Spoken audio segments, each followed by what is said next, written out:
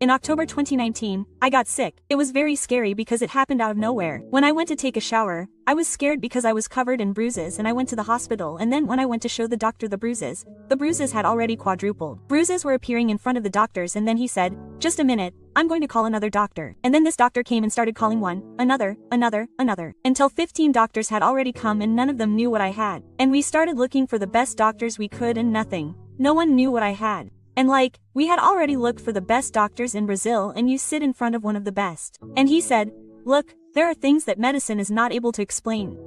We did the most top tests, the most advanced, and we can't explain what your daughter has." And then we got in the car. The Lord gave me a vision, and in that vision I saw my little brother in a doctor's office, and I read the name of this doctor on the door. Suddenly I woke up from the vision and the Holy Spirit spoke to me. "You have to go to this doctor." And when I got there, he is a doctor of rare diseases. And it was at that time that I made this decision. I said, "I'm going to go back to doing what God told me to do. I'm sick, but God continues to heal. I have a problem, but God solves problems, because there is no cure, God has miracles."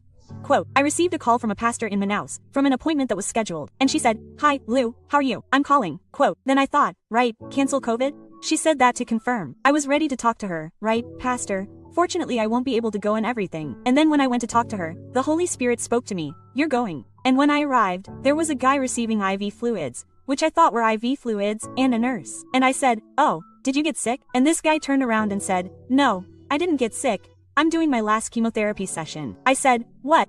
Yeah, I didn't want to miss out on coming. I have terminal cancer and I came here and I'm doing my last chemotherapy session." And when he said that, I forgot that it was night and I ran out. I knelt at his feet. I started to pray and I prayed. I said, "Lord, heal this man's life, God. Heal this man's life. You died on the cross for our pains and illnesses too. Lord, heal his life." Quote, and suddenly the pastor came up to me and said, "Lou, the boys are already playing."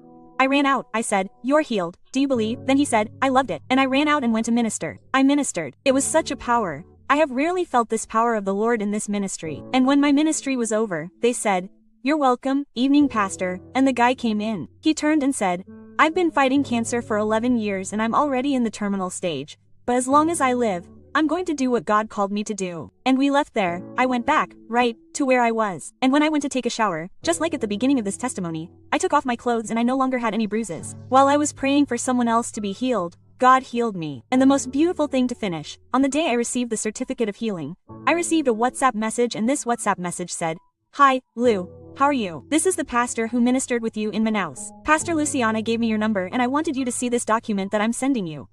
Quote, and when I opened the document, it said, "And no cancer cells are present anymore." Yeah.